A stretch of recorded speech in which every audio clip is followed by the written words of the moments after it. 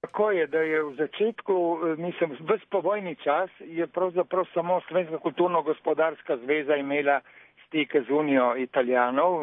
v Sloveniji na Hrvaškem in mislim, da je dozoril trenutek, da tudi svet slovenskih organizacij ima direktne stike s to organizacijo italijanske manjšine v Sloveniji na Hrvaškem. Ko je bilo sprejeto to strani Unije Italijanov, smo kot svet slovenskih organizacij se malo na to srečanje pripravili, ker je bilo prvo pač v povojni zgodovini. Smo tam obrazložili našo problematiko od zaščitnega zakona in njegovega udejanjanja,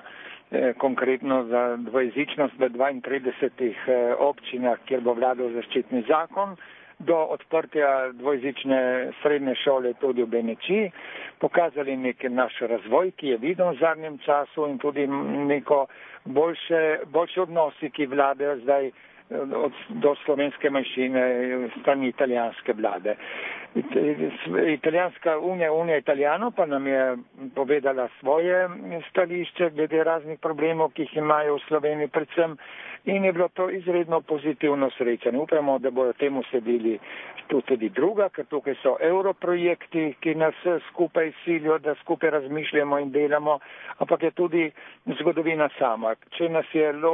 ločilo najprej fašizem, potem pa povojno ideološko obdobje v Sloveniji, je danes prišel trenutek, ko lahko demokratično se pogovarjamo o bodočnosti vseh manjšin, torej tudi slovensko v Italiji in italijanske v Istri, da se pogovarjamo o tej bodoči naši vlogi in naših odgovornosti, ki imamo v bodoči Evropi.